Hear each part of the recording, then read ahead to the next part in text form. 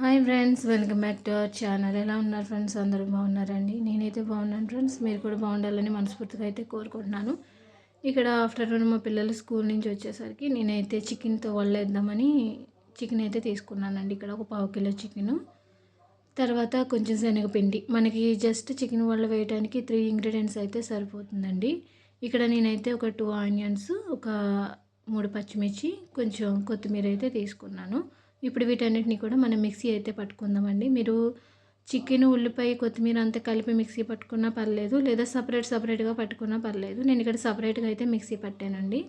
Chicken అయితే ఇక్కడ నేను ముందు చికెన్ అయితే నేను మిక్సీ పట్టాను. చాలా మెత్తగా అయితే చేశానండి.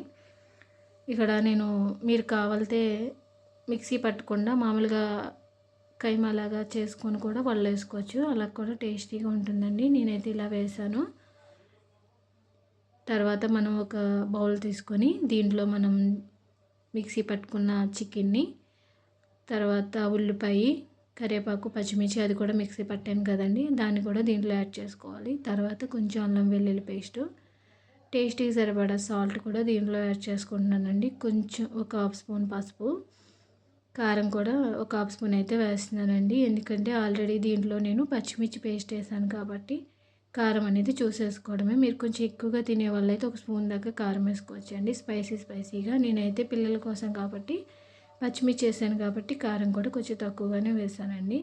తర్వాత ధనియా పొడి, జీలకర్ర పొడి, చికెన్ మసాలా కూడా దీంట్లో యాడ్ చేసుకున్నాను. తర్వాత నేను ఒక 4 స్పూన్ల దాకా శనగపిండి అయితే వేసానండి దీంట్లోనూ. నాకైతే సరిపోతుంది ఇలాగా. మీరు కొంచెం కావాలితే ఇంకొక 2 స్పూన్ల ఎక్స్ట్రా కూడా మనం చూసుకొని వేసుకోవటమేనండి. ఇక్కడ ఒకసారి మిశ్రమం అంతా కూడా కలిసేంత వరకు బాగా కలుపుకోవాలి. ఎందుకంటే మనకి వేసిన మసాలా, కారం అంతా కూడా చికెన్కి బాగా కలవాలి కాబట్టి మొత్తం ఈ మిశ్రమం అంతా కూడా ఒక ముద్ద లెక్క చేసుకోవాలి. ఇప్పుడు మనం ఈ చికెన్ వాళ్ళకి డీప్ ఫ్రైకి సరిపడా ఆయిల్ అయితే వేసాను. ఈ ఆయిల్ కొంచెం హీట్ అవ్వాలి. ఈలోపు మనం ఒకసారి కలుపుకొని దీన్ని మనం వాళ్ళలాగా వేసుకోవాలండి. కావాలితే మీరు దీంట్లోనూ పచ్చిశనగపప్పు కూడా వేసుకోవచ్చు. నేనైతే దీంట్లో వేయట్లేదండి, మా పిల్లలు తినరని.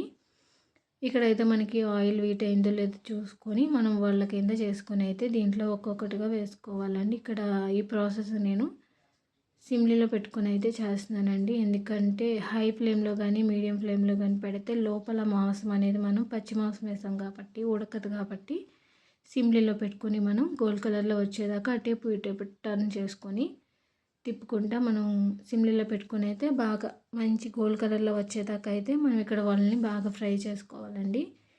ఇక్కడైతే చూసారండి మంచి కలర్ వచ్చింది. ఈ కలర్లో అయితే మనకి సరిపోతుంది చికెన్ వల్ల అనేది. నేను చికెన్ వాళ్ళకి ఉల్లిపాయ మొత్తం అన్నీ పేస్ట్ చేశాను కదండి.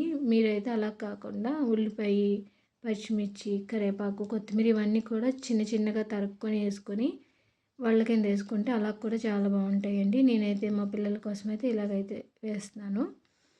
మళ్ళీ ఇంకోసారి కూడా మొత్తం పిండి అంతా కూడా ఇలాగే మనం వాళ్ళ కింద వేసేసుకోవాలి. ఫైనలీ చికెన్ వల్ల అయితే అయిపోయినాయండి. ఆఫ్టర్నూన్ మా పిల్లలు స్కూల్ నుంచి వచ్చే టయానికైతే చికెన్తో వల్ల అయితే నేను ఇలా ప్రిపేర్ చేశాను. చికెన్ చాలా బాగా వచ్చినాయండి. అన్నీ కూడా మసాలా అన్నీ కూడా కరెక్ట్గా సరిపోయినాయి ఫ్రెండ్.